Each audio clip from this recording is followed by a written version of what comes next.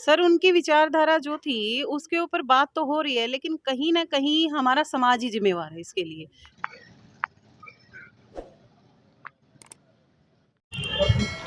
B2B channel देखने वाले सारे साथियों मित्र राठी की ओर से जय भीम जय भारत। साथियों मैं मौजूद हूँ नरवाना के शहीद भगत सिंह अध्ययन केंद्र में। आप मेरे साथ देख सको हो ऊपर, और यहाँ पर आज जो राष्ट्रमाता है सावित्रीबाई फुले, उनका जन्म दिवस मनाया गया है और काफी लोगों ने इसके अंदर भाग लिया। उनसे हम जानना चाहेंगे कि सावित्रीबाई फुले का जो जीवन परिचय यहाँ बताया गया है वो किस प्रकार से उनका जीवन परिचय रहा है।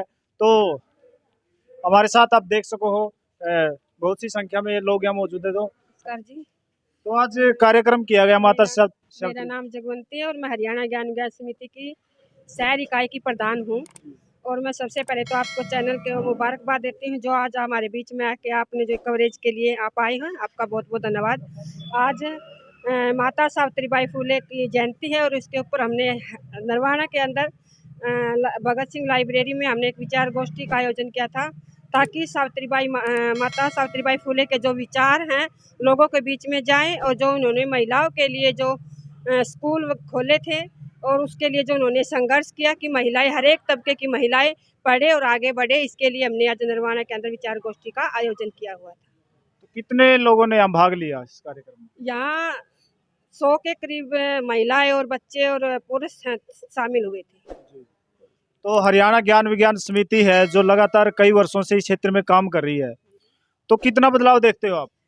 हरियाणा ज्ञान विज्ञान समिति है जो इस क्षेत्र के अंदर काम कर रही है, मतलब सामाजिक मुद्दों को उठा करके लगातार संघर्ष कर रही है, और बहुत सारे लोगों का हमारे यहाँ इस संगठन के अंदर जुड़ाव भी हुआ है। और नरवाना के अंदर बहुत सारे सामाजिक संगठनों को लेकर के जो हम काम कर रहे हैं उसके ऊपर बहुत सारा हम कार्य भी कर पाए हैं और लोगों को जागरूक भी कर पाए हैं। काफ़ी हमारे लोग जो हमारे इस आंदोलन मतलब संगठन से जुड़े।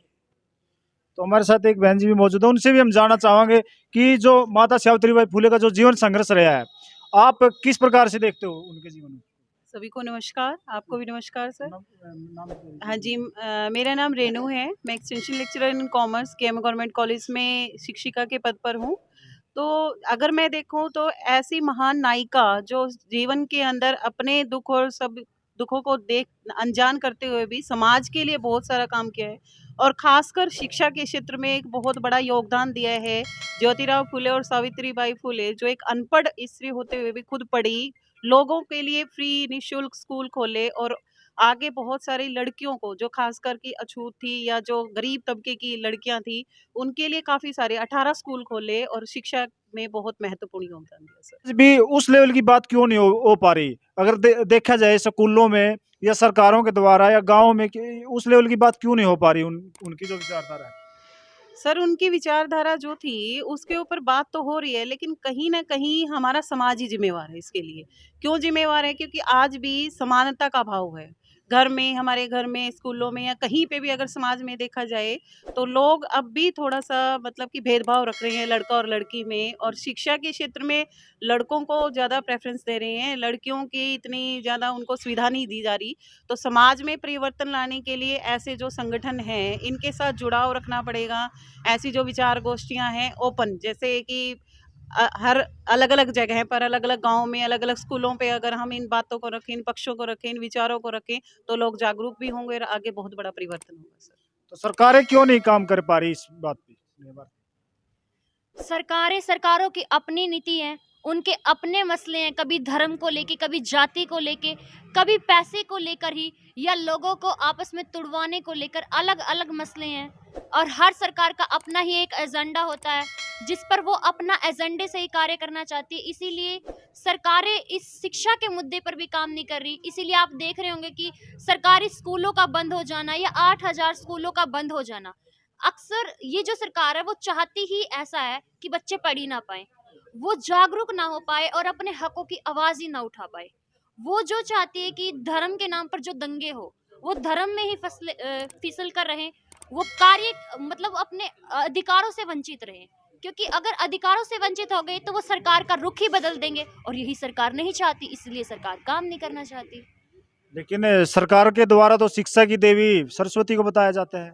बेशक शिक्षा की देवी सरस्वती को बताया जाता है, लेकिन ये आप भी जानते हैं और ये लोग भी जानते हैं कि सिर्फ शिक्षा की देवी जो सरस्वती है उनको एक चित्र तक सीमित कर दिया गया। हम नहीं जानते कि शिक्षा की देवी असलियत में हुई थी या नहीं हुई थी, ये तो हमें नहीं पता। लेकिन जो रियल में जो हुई है वो हमारी सावित्रीबाई फुले जी हुई हैं, जिनको लोगों ने देखा भी है और जिनका इतिहास भी रहा है और जिन्होंने शिक्षा में इतने काम भी किए हैं। तो वास्तविकता में वो हुई हैं, तो वास्तव में शिक्षा की देवी का जो दर्जा है वो मिलना भी सावित्रीबाई फुले को चाहिए, क्योंकि उन्होंने वो जो कहा है वो करके भी दिखाया है।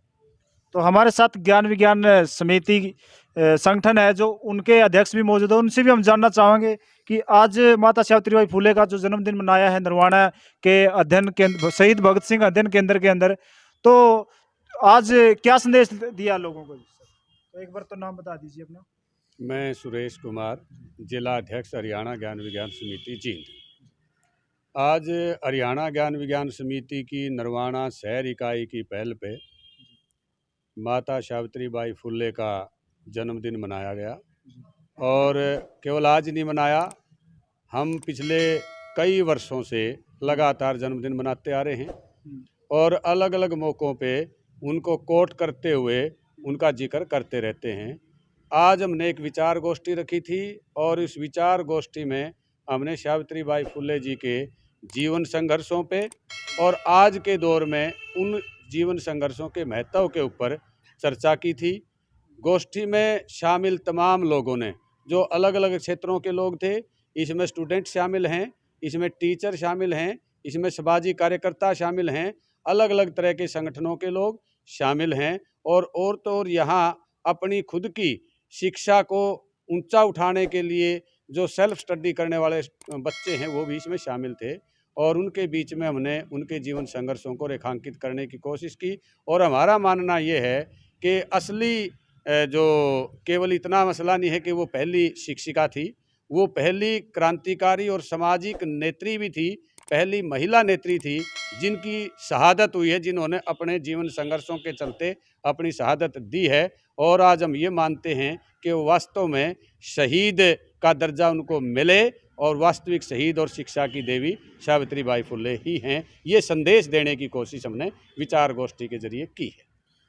तो आज की जनरेशन में देखा जाए तो कितना चेंज है कि महापुरुषों को जो प्रति है, आज माता सावित्रीबाई फुले को कितने लोग समझ पाए? आज के दौर में मेरा ये अनुमान है और मानना है कि जितने भी समाज सुधारक हुए हैं उनको पढ़ने का आकर्षण लोगों में बढ़ा है, पहले के मुकाबले बढ़ा है। विशेषकर दलित तबके में, वंचित तबके में, महिलाओं में तमाम तरह के समाज सुधारकों को अध्ययन करने का, उनके नक्शे कदम पर चलने का, मनन करने का विचार सोच पहले के मुकाबले बढ़ी है। लेकिन समाज के एक बड़े तबके में इनके प्रति बेरुखी भी है। वो नहीं चाहते कि उस तरह के घटनाक्रम या आज की बुराइयों के खिलाफ सावित्रीबाई फुले की तरह लोग लड़ें या मैदान में आए। कुछ तबके ऐसे भी हैं और इसीलिए उन्हीं तबकों के प्रयासों से जो राज सत्ता पे भी काबिज हैं वो प्रयास करते हैं कि इनके विचार आगे न फैलें। इसलिए हमने देखने को नहीं मिला कि सरकार की ओर से इस मौके पे कोई विशेष आयोजन किए गए हों या बड़ी बड़ी संस्थाओं के द्वारा कोई ऐसे आयोजन किए गए हों, क्योंकि शायद वो संस्थाएं और सरकार भी नहीं चाहती कि सावित्रीबाई फुले जी का जीवन संघर्ष आम लोगों के बीच में जाए। तो दोनों बातें हैं, उसका विचार के प्रति आकर्षण भी बढ़ा है और विचार को दबाने के प्रति भी एक स्थिति पैदा हुई है, ऐसा मुझे लगता है। जैसे देखा जाए शिक्षा तो आज घर घर पहुंच चुकी है, ऐसा लोग कहते हैं, लेकिन शिक्षित कितने लोग हुए हैं? शिक्षा और शिक्षित में मतलब क्या डिफरेंस? देखिए, ये एक बड़ा मसला है। जब हम बात करें कि आज से करीब 175 साल पहले सावित्रीबाई फुले ने पढ़ना शुरू किया, पढ़ते पढ़ते वो शिक्षक यानी कि पढ़ाने के लायक बनी। हालांकि उस टाइम कोई डिग्री नहीं थी कि उसको यूँ कह सका कि उसने इतनी एकेडमिक योग्यता हासिल करके ने मास्टर का दर्जा हासिल किया हो। वो खुद पढ़ी और पढ़ने के बाद उसने दूसरों को पढ़ाना शुरू किया। हम इसलिए मानते हैं कि पहला स्कूल महिलाओं का उनके द्वारा खोला गया और फातिमा शेख उनकी महिला सखी थी जो मुस्लिम समुदाय से आती हैं, यानी कि समाज के सबसे पीड़ित तबकों के द्वारा ऐसा प्रयास किया गया। उस दौर को लें और आज के दौर को लें तो बहुत बड़ा चेंज शिक्षा में आया है। हालांकि पठन पाठन की प्रक्रियाएं कमज़ोर हुई हैं, क्योंकि सोशल मीडिया ने सब कुछ को केंद्रित करके रख दिया है और वो केवल व्हाट्सएप और फेसबुक यहाँ तक सीमित, इस तरह के सोशल मीडिया के जो प्लेटफार्म है उनकी ओर एक प्रकार से अट्रैक्शन हुआ है। इसलिए पठन पाठन की प्रक्रिया बेशक कमज़ोर हुई है, लेकिन शिक्षा के प्रति आकर्षण और शिक्षा का विकास लगातार बढ़ता है, वो आगे भी बढ़ता रहेगा, ऐसा हमें लगता है।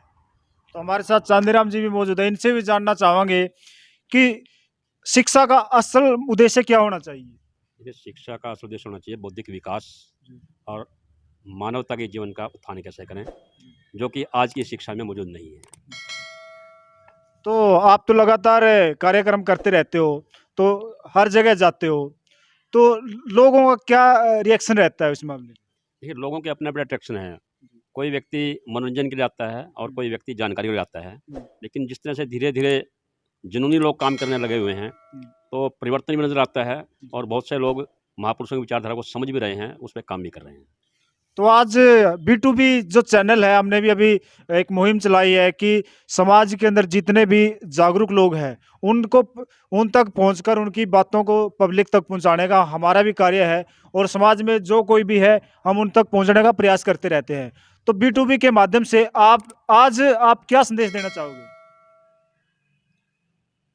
हम लोगों से अपील करना चाहेंगे कि अपने खुद के उज्जवल भविष्य के लिए, अपने बच्चों की बेहतरी के लिए और समाज में उन्नति के लिए शिक्षा के काम को ज़्यादा से ज़्यादा हाथ में लें, हर व्यक्ति को मिले, एक वैज्ञानिक दृष्टिकोण से युक्त सबके लिए एक समान शिक्षा की व्यवस्था हो। और इसके लिए लोगों से एक आह्वान और एक अपील करेंगे कि आपके आसपास के स्कूल बंद हो रहे हैं, इन बंद होते स्कूलों को बचाइए, ज़्यादा स्कूल खोलने का प्रयास कीजिए, ताकि आने वाली जनरेशन, आने वाली पीढ़ियाँ अच्छी शिक्षा लेकर के समाज को एक वैज्ञानिक नज़रिया, वैज्ञानिक दृष्टिकोण आधारित समाज बना सके। तो अभी आपने देखा, ये थे हमारे साथ ज्ञान विज्ञान समिति के अध्यक्ष सुरेश जी, जिन्होंने बताया, उन्होंने संकल्प लिया कि आज हम उनका जो त्याग है उसको हम समझेंगे और उनकी विचारधारा को आगे बढ़ाने का प्रयत्न करेंगे। तो बने रहिए मेरे साथ। अमित राठी के साथ कैमरामैन प्रदीप राठी। जय भीम, जय भारत।